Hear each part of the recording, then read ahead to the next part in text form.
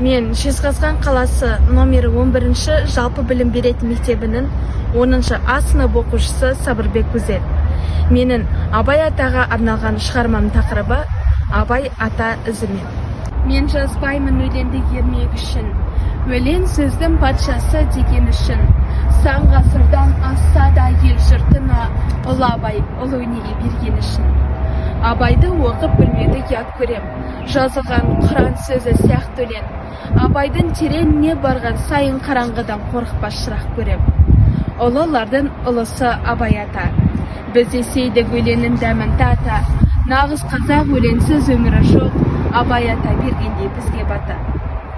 Жерен халық жамандықтан деп жырлаған, шыбын жаны халқы үшін шырылдаған. Сөз өнері дертпен теңде отырып, өлеңмен қара сөзде ой толғаған. Қалың елі қазағы азат болған, әлем танып таңдайқаға қарар оған. Кірпіш болып қаланар жасқа жеттім, Абайымның әр сөзі ұранмаған. Абайымен бар қазақ мақтанады, ес білгеннен өлеңі жаттанады.